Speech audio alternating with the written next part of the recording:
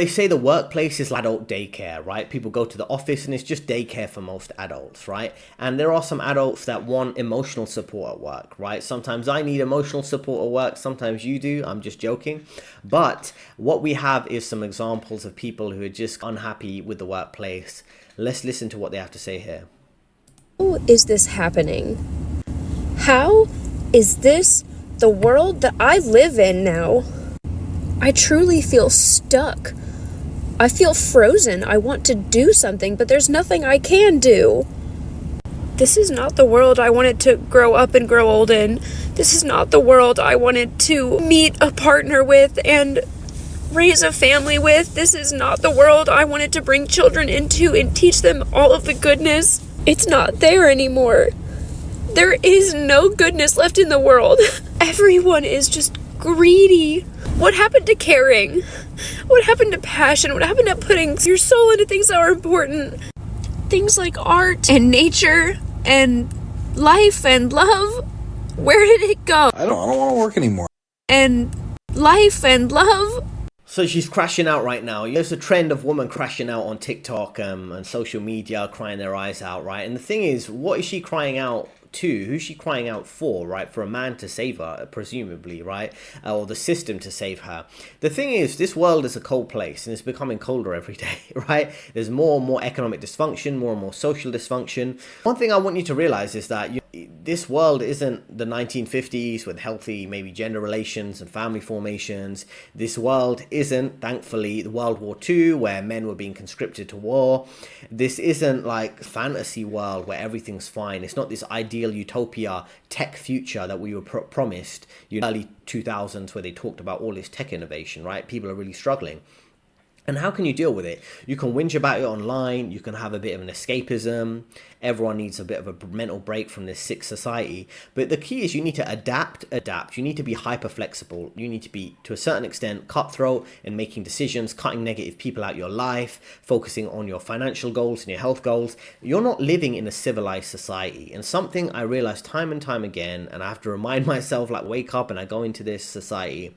We're not living in a civilized society. There's so many biases and double standards and ridiculous rules, particularly, I would say, if you're in the UK or one of these super politically correct countries. Rather than be complaining about it and crying your eyes out, most men are going to adapt to it. And how are most men going to adapt to it? They're going to adapt to it by, and this is what I do in my life to a certain extent, and I highly recommend you do this, is you build a fortress in your life. And what do I mean by fortress? I build strong boundaries in your life. Like I say, cutting out negative people, improving security of your home, whatever that would be, even if you live in an apartment.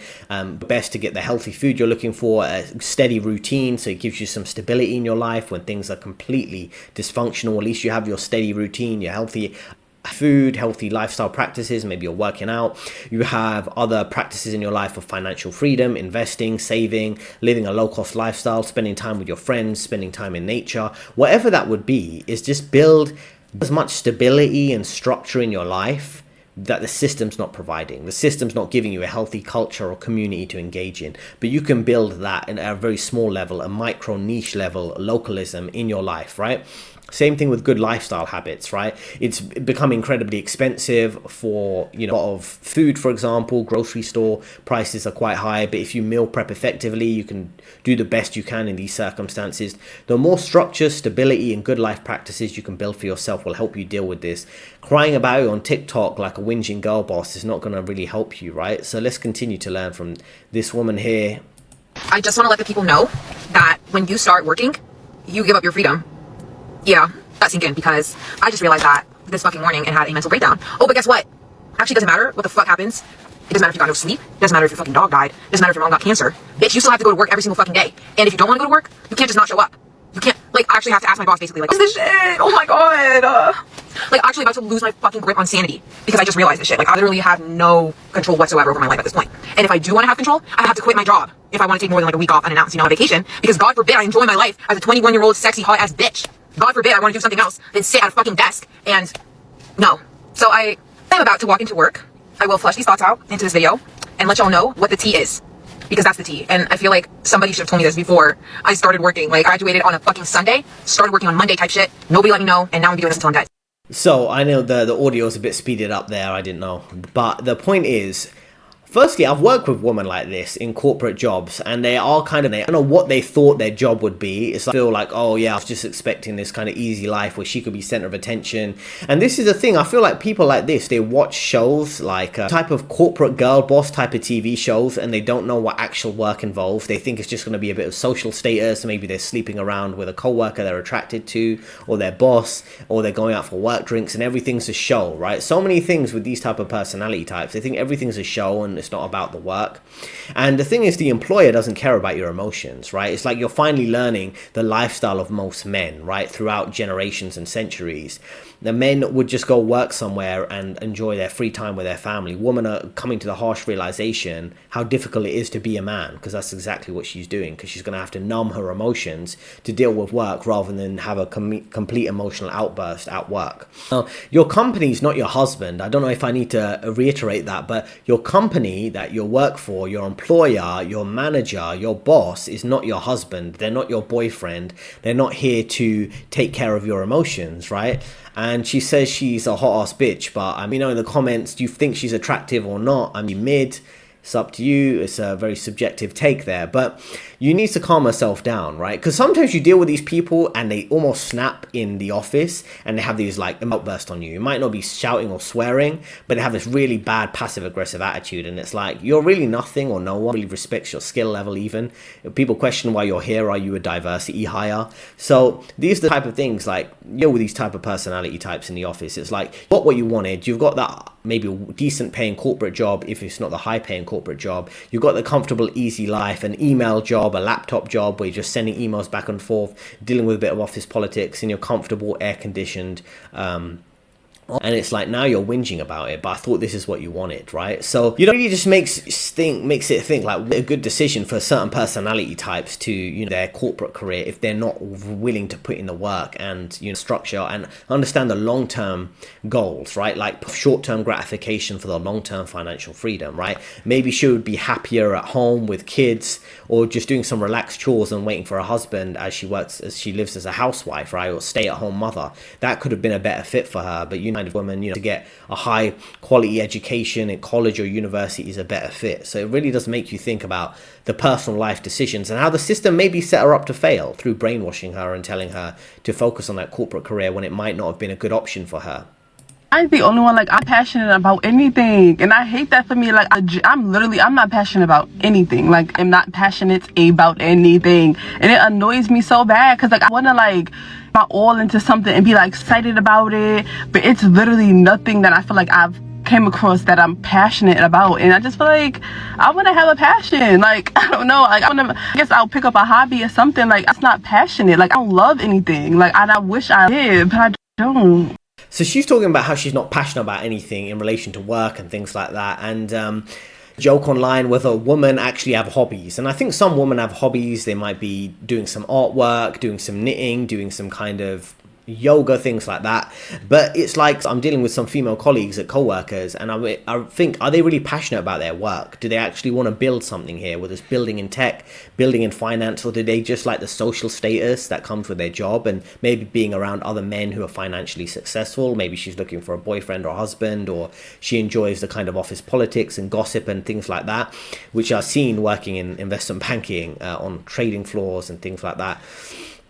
It really does make you think, do you need a man to lead her, to point her in the right direction so she can live a fulfilling life, which will probably revolve around family, kids, and maybe a part-time job, or maybe a life that isn't so focused on her career. So men are really committed to working in the sense that we want to build something. Either we want to build a family, or we want to build a particular lifestyle that works with us. So let's listen to another story here. Later. So I'm worried that at the end of the day, I just don't want a job at all.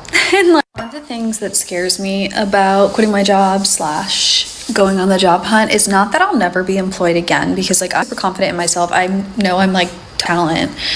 I know I could get a job. It might not be the best perfect situation. I might not be happy and my God, I'm so glad I moved to this role. At the end of the day, I think I can get a job to keep myself afloat, especially in my industry, because again, I think I have a lot of experience in my industry and know what I'm doing. But it's that I'll get another job and I also won't like it, or switch fields and then I'll still be unhappy. worried that at the end of the day, I just don't want a job at all. And like, I don't know, I think I got so past the point of burnout that I now have convinced myself like I want to literally be unemployed, but maybe I just need a break. And then that, like, I've always been like a super motivated and driven person, and now I just like am like, I like hands up, I don't want to do anything, like pencils down.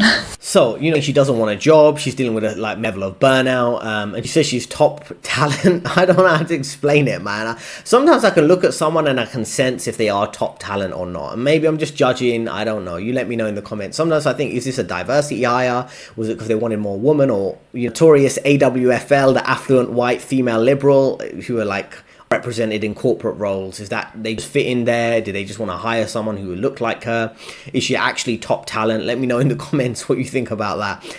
And sometimes something this reminds me of is sometimes when women are like unhappy, it's like they've got something good, a good relationship, good marriage, have kids, they've got to live in a big house, something's always there to whinge about. They've got a good corporate job, paying well, high six-figure salary, still not good enough, right? And it's like, you know, the thing, like, there are guys who's going to be there to step up, whether it's the corporation, the government, a man in a personal life who's going to set up and set her up so she doesn't have to work a corporate job, so she can live a chill girl life, whatever that would be. This is the thing, like, men, they can't opt to go on TikTok and whinge all the time, right? They just have to get on with it. No one's going to be there to save them, right? So this is the thing. If you're in a position like her where you're like, oh, I don't know if I can do this forever, you have to figure out, do you want to double down and focus on your goals, or do you want to quit, right? Or do you need a complete break and rethinking your life? So it's really interesting turning points that people can really reach in their life. And that brings me on to my here I wanted to share, which is all about shaming in the workplace. Shaming, ignoring, gossiping, and gaslighting, right? I think these people have got a good point. I know I made a few jokes there. Hopefully no one was offended. But the point is just, there is a level of incivility that is growing in the workplace because many people are unhappy in their life and they feel like they can't make progress. And that's what this article covers. Shaming, ignoring, gossiping, and gaslighting, these are all on the rise. So what does it say here? There's someone who's anonymous person called Angela. They've given her a fake name. She's talking about her experience in corporate. There was rudeness in meetings, gap of important information, ignoring her contributions in Slack room discussions, and gaslighting about it all from a series of managers. And it eventually took her toll. It had impacted her self-esteem big time. And then she said rude isn't a performance metric. She frequently thought about leaving her job. It wasn't a good one, but she was hesitant. I was boxed out at my work, and at what point do you throw in the towel and give up? Now, one thing I want to tell you is this type of passive-aggressive behavior is common in the workplace environment. Rudeness, people ignoring you, gatekeeping important information, telling you information at the last minute. It's common in hyper-competitive corporate environments, right? People will be fake nice, but they'll act to undermine you and sabotage you so they can look better than you, right? So they have no problem stabbing you in the back while smiling in the face. Now, when do you leave? Now, in her situation, she's dealing with negative co-workers who are basically undermining her and giving her a death through 1,000 cuts, which means continuously undermining her without it being high level enough or obvious enough that HR could step in, right? Or a manager could step in. They'll just say, oh, we made a joke and insulted you, but it was a joke. Don't take it too seriously, right? So this is the thing you've got to deal with, right? She's got a couple options here. She can stay at a current job and quiet quit and put in less effort and just ignore the unfair treatment until they pay her to leave through a layoff. She could job hunt and do less work at her standard job. So if she doesn't like her co-workers and they're not treating her well, she could just do her job hunt for a next job in the meantime. Option number 3, she could complain to HR, play the victim card, say they're mistreating her due to her gender, race, religion, mental health, discrimination, just to get paid sick leave and special treatment till the next layoff, right? And try to get paid to leave. So it could be many options for her. I know it's not great, but it really is worthwhile thinking what your options are if you're dealing with a negative environment. Now it says human resource experts are saying there's a lot of workplace incivility in behavior, inconsiderate co-workers, rude co-workers that are not a normal, polite social norms, right? It's creating a negative impact for employees as well as organizations. Unlike bullying, which is more easily identifiable and much more intentional, usually with specific targets meant to intimidate someone so that the bully can have a certain outcome. There's also an element of toxicity, which is more of a catch-all about a high-stress environment. There's lots of other type of behavior they might do to undermine you, right? Which would be body languages, right? They might be eye rolling, ignoring you, talking over you, and saying you're overreacting if you think you're being treated unfairly. And this is quite annoying, right? Because if someone's doing things like ignoring you in a meeting, talking over you, rolling their eyes, sighing, and putting you down in those passive aggressive ways, you can't go to HR or go to your manager and say that, because they'll probably be like, it's a little thing, don't make a big deal about it. They don't want to you could kick up a fuss and they have a big disagreement in the office. Passive aggressive treatment, shouting, yelling, trying to loudly make you look dumb in front of others. I've seen that where someone has an opinion and another co-worker cuts them down like, oh, you don't know what you're talking about, in much ruder ways than that, and then kind of a long diatribe in a big meeting with senior stakeholders to make them look dumb, all this type of nonsense, right? Other ways, I want to talk about other ways they can sabotage you in ways that are not that easy to escalate passive aggressive behavior. And firstly, they could deliberately reply slowly to your emails. That will delay your work project and get you in trouble with your manager because they're delaying your work projects. Certain things, they might use certain passive aggressive phrases like, I thought you knew about this. Per my last email, I told you this, or you didn't understand it. You can read in between the lines. Oh, you're surprisingly good at this. They're trying to say, oh, you're dumb, you keeping up with things, you're not aware of the latest office gossip, you're not aware of changes at the company, you're surprisingly good at this, like we didn't think you'd be good at your job, but you actually are. Or they can do the opposite and give you silent treatment, ignore your contributions to meetings and be passive aggressive in that way. Sighing, eye rolling, facial expressions, things like that, giving fake smiles or smirks, or raising the eyebrows, or avoiding eye contact, ignoring you. Do things like, you know, they're busy, like their fingers like this, or tapping their pen on the desk just to distract you, or act like you don't know what you're talking about. They could be doing things like, you know, leaning back or acting like they're annoyed when every time you go to speak with them, gossiping about you instead of giving you direct feedback to help you improve your performance, saying negative things about you to co-workers. All of these things are kind of common repeated behaviors that you see throughout corporate environments, but it's never enough, like I say, to escalate. And it's really about like throughout bit by bit undermining you. And lots of people are unhappy in their life, so they don't want you thriving, they don't want you doing better than them, so they have no problem giving you these type of unfair treatment. This is some interesting statistics, right? In March 2024, 1,600 US employees kind of survey, and what it said is that 66% have dealt with incivility in the workplace, 57% have dealt with behaviors within the past week. The moment of incivility is disrespectful co-workers, interrupting others who are speaking, excessive micromanagement, and then also you're going to deal with other instances where 25% of employees said managers are effective at handling this level of incivility, which means that 75% of managers are not dealing with this level of incivility and unprofessional conduct at work, right?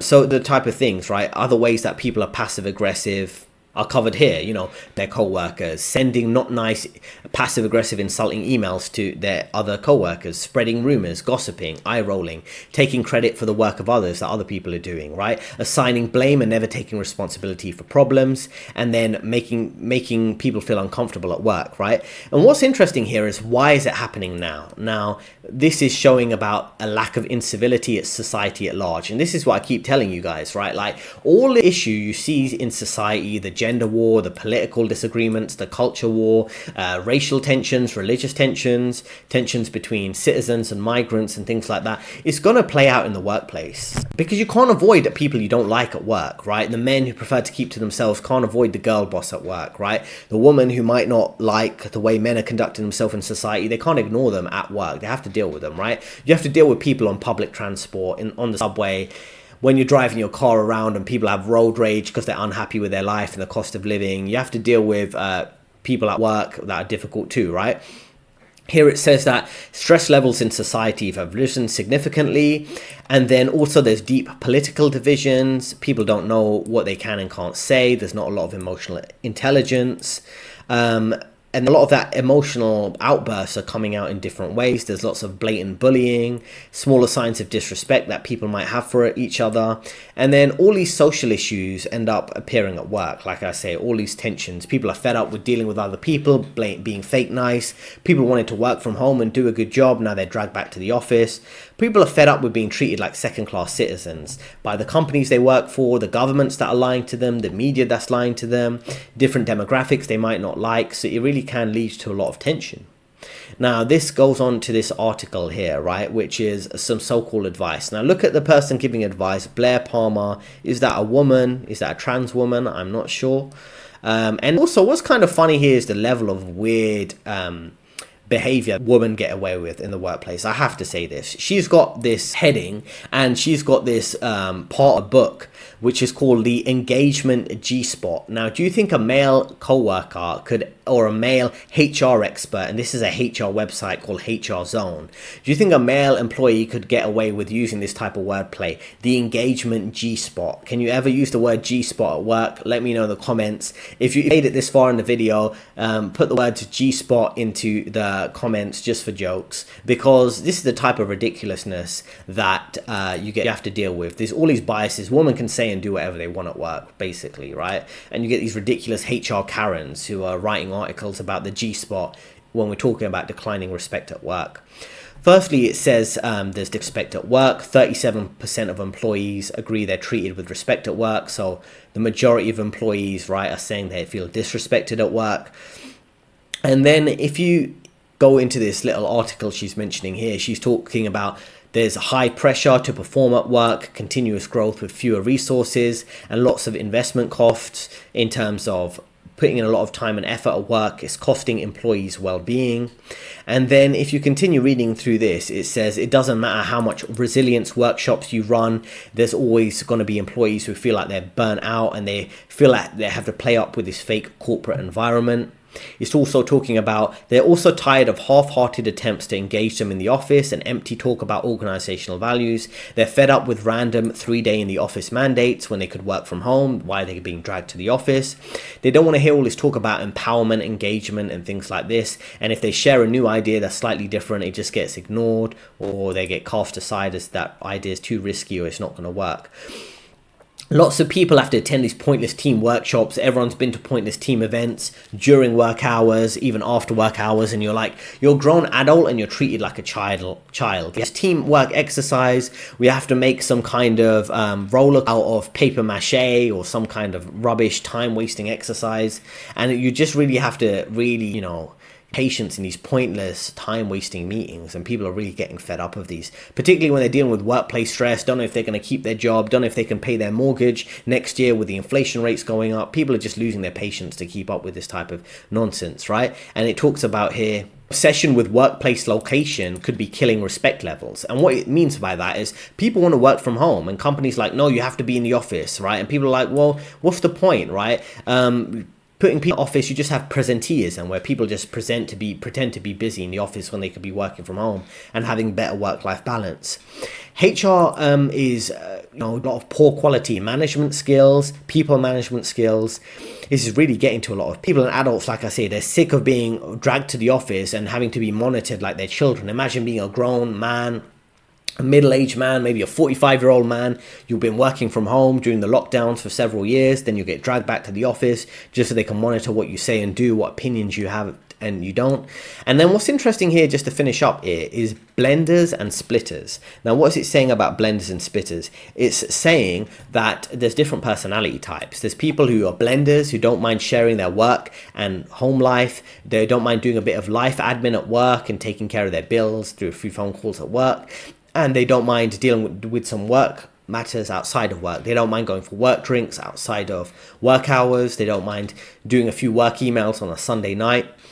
Those are blenders, people who combine their work life and their work time and their private life. But there's also splitters. Splitters are people like me, probably people like you if you like the channel, where you want a clear boundary between your work life and your personal life. You don't want to be doing work in your late evenings or on a weekend. You don't want to be mixing your personal life and discussing your relationships when you're at work. But let me know what you think about this in the comments. So you're a blender, someone who blends your work life and your personal life. You're a splitter where you have a clear boundary between your work life and your personal life, right? So this is very interesting, right? Many people are waking up to the reality of declining civility and respect at work, dealing with shaming, ignoring, gossiping, and gaslighting. And as we saw from this example, some women are feeling kind of from it. And that brings me on to one of my pieces of advice in my coaching course, which is right here. So own your time with the company well. You need to be a splitter, in my opinion. You want to control your time, set strong boundaries, prioritize non-negotiable life goals, whether it's your health, meal prepping, time with your wife or whoever in your relationship with, reviewing your calendar weekly and ensuring each hour of your life actually serves your mission and your goals, right? You don't want to let people own your time and take advantage of you, because if they're already being rude and disrespectful for you, you don't want them to have even more time over your freedom. Now, what I provide through my career coaching actually is to help you take control of your career, so you don't have to deal with these scenarios. You can build greater power, pay, and freedom. You can work with me one-to-one. I'll help you get promoted, secure top job offers, and master office politics so you can win big in corporate careers and you don't get taken advantage of. So link in description if you want to work with me on that. I also have a course about office politics called the Career Code, and there's a free mailbox money newsletter where I email you twice a week on a Monday and Friday with helpful career advice. So feel free to subscribe to that. I really think it'll be helpful for you, really help boost your career opportunities with lots of free advice. Now, that's my experience on the screen right now. If you're interested in working with me, let me know. If you are dealing with workplace stress, let us know in the comments and how you're dealing with that. And there are 2 recommended videos on your screen right now. I'll see you next time.